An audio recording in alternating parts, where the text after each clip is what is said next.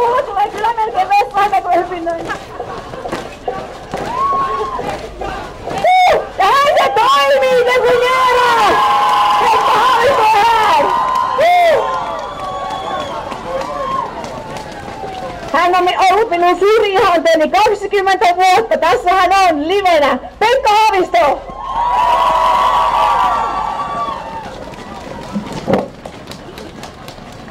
No niin, mitäs Turkuun kuuluu? Vähän pakkasta.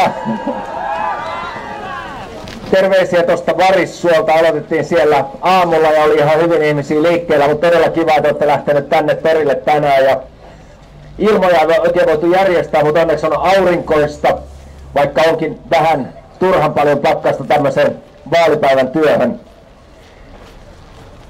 Ensinnäkin tästä toisesta kierroksesta tämä on ollut ihan uskomaton. Paljon ihmisiä on lähtenyt mukaan.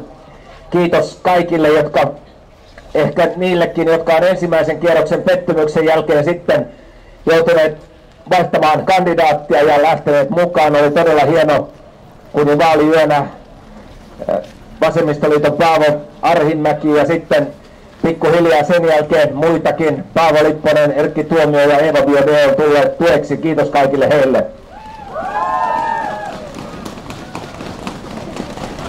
Ja äsken tuolla Varissuolla tuli Pertti Paasio tervehtimään. Täytyy sanoa, että olen Pertti Paasion kanssa tehnyt pitkään eduskuntatyötä, arvostanut tavattomasti hänen panostaan ja oli hienoa paiskata tuolla kättä ja kuulla myös hänen olevan tämän kampanjan tukena.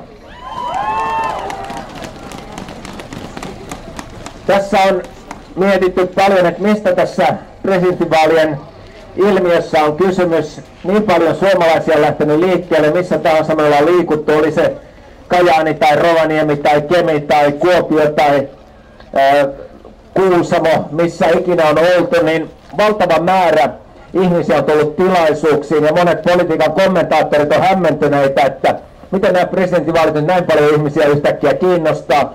Jotkut opettajat sanoivat, että kouluissa ei ole koskaan puhuttu näin paljon politiikkaa ja monet on myöskin tulleet kiittämään siitä, että politiikan kieli on palannut takaisin niihin oikeisiin asioihin, joista puhutaan, että se ei ole pelkkää väittelyä tai kinastelua, vaan siinä on koko ajan sisältöä. Ja tämä on ollut yksi näiden presidentinvaalien salaisuus. On puhuttu asioista, on puhuttu niin, että ei tarvitse huutaa toisen kanssa päällekkäin, vaan voi käydä politiikasta myös sivistynyttä keskustelua. Mutta tärkeintä on, että puhutaan myös tästä Suomesta. Ei puhuta vain ulkopolitiikasta, joka on presidentin varsinainen toimenkuva. Presidenttihän johtaa ulkopolitiikkaa valtioneuvoston kanssa. Presidentti on puolustusvoimien ylipäällikkö. Presidentti vastaa korkeista virkanimityksistä puolustusvoimissa ja oikeuslaitoksessa. Se, miksi näitä korkeita virkanimitysvastuita vielä presidentillä on, johtuu siitä, että suomalaiset haluavat, että oikeusviranomaiset ja puolustuslaitos toimivat puolueettomasti, eivät ole puolueen jäsenkirjoilla liikuteltavissa tai ostettavissa nämä paikat. Mutta tämän lisäksi tämän kampanjan kestäessä on puhuttu tavattoman paljon Suomesta. Mä olin eilen Kotkassa illalla ja tulin sieltä Anssi Kelan kanssa, joka on koonnut tässä kesästä alkaen ja pitkin syksyä muusikoiden rintamaa, taiteilijoiden rintamaa tämän kampanjan taakse. Ja mun täytyy sanoa, että viime maanantaina Helsingin jäähallilla, siellähän ei ollut vain Ultra Bravaan, siellä oli Hector ja Eero Raittinen ja Tuula Amberla ja monia muita uusia ja vanhoja muusikoita. Se on ehdokkaalle mieletön etuoikeus nähdä konsertti, jossa oman lapsuuden ja nuoruuden idoleita toisensa jälkeen kiipeää lavalle ja antavat oman ilmaisen panoksensa ja oman taiteellisen panoksensa tällaiseen kampanjaan. Ja Mikko Kuustonen tuolla Jyväskylässä minusta kiteytti sen aika hauskasti, kun hän sanoi, että hän ei ole koskaan nähnyt, millainen oli rakkauden kesä 69, tai hän oli silloin liian nuori, mutta nyt hän on nähnyt tämmöisen rakkauden talven Suomessa.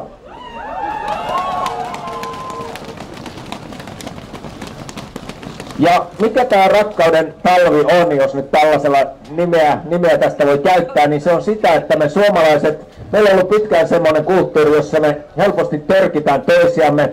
Meillä on kiusaamista, meillä on syrjimistä, meillä on koulukiusaamista, nettikiusaamista, työpaikkakiusaamista, kuulemma seurakuntakiusaamistakin, kohta varmaan vanhainkotikiusaamista.